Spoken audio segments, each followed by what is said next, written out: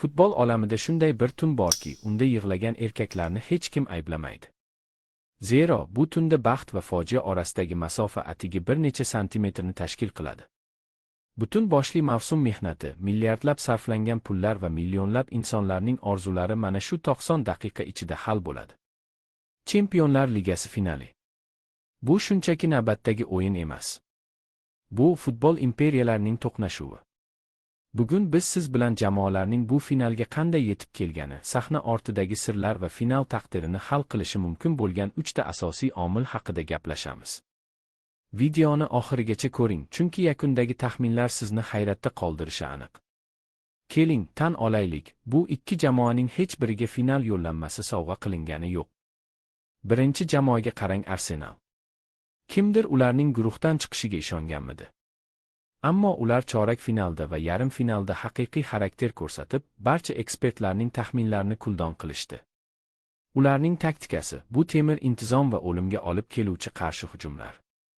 Murabbiy jamoani shunday mexanizmga aylantirdiki, u yerda har bir futbolchi maydonda jon berishga tayyor. Ikkinchi tomon esa Paris Saint-Germain, haqiqiy tank. Ular turnir boshidanoq barchani yakson qilib kelishmoqda. Ularning tarkibidagi yulduzlar shunchaki futbol o'ynamaydi, ular maydonda diktatura o'rnatishadi. Ammo final mutlaqo boshqa dunyo.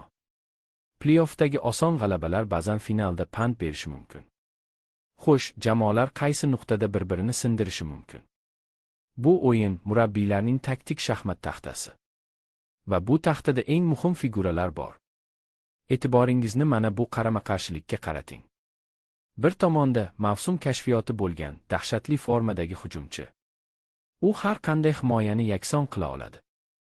Ikkinchi tomonda esa dunyoning eng aqlli va sovuqqon himoyachisi darvozaboni. Ularning maydondagi dueli uchrashuv taqdirini hal qiladi. Lekin eng katta bosim murabbiylarning yelkasida. Kim tavakkal qiladi? Kim birinchi bo'lib hujumga o'tadi-yu, kim xatoni poylab himoyada yotadi? Tarix shuni ko'rsatadiki, Chempionlar Ligasi finallarining 70%da birinchi gol urgan jamoa yakunda kubokni boshi uzra ko'targan. Demak, start hisoblangan hushtak chalinishi bilan maydonda haqiqiy urush boshlanadi. Xullas, Budapeshtdagi oqshom bizni kutmoqda. 30-may asablar taranglashadigan kechaga ham o'z qoldi, azizlar. Ko'pchilik futbolni faqat oyoq bilan o'ynaladi deb o'ylaydi. Ammo bunday finallarda futbol birinchi navbatda boshda, psixologiyada o'ynaladi. Futbolchilarning ko'zlariga qarang. Ularning ba'zilari uchun bu hayotidagi birinchi va ehtimol oxirgi final. Bosim shu darajada kuchliki, hatto eng tajribali afsonalarning ham oyoqlari qaltirab qolishi hech gap emas. Biz kiyinish xonasidagi hayajonni tasavvur ham qila olmaymiz. Stadionga yig'ilgan 80 mingdan ortiq va ekran qarshisidagi milliardlab muxlislar ko'zi senga tikilib turganda, xato qilish huquqi bormi? Yo'q. Bugun yulduz bo'lish kamlik qiladi. Bugun qahramon bo'lish kerak. Xullas, soatlar qoldi. Tarix sahifasi ochilgan, siyoh tayyor, faqat g'olibning nomi yozilishi kutilmoqda. Ekspertlar va bukmekerlar bir ovozdan pish favorit deyishmoqda, lekin Chempionlar Ligasi muxlislari yaxshi bilishadi. Bu turnirda favoritlar ko'pincha yig'lab maydonni tark etishadi. Do'stlar, endi navbat sizga. Xo'sh, sizningcha kubok kimga nasib etadi? Hisob qanday bo'ladi?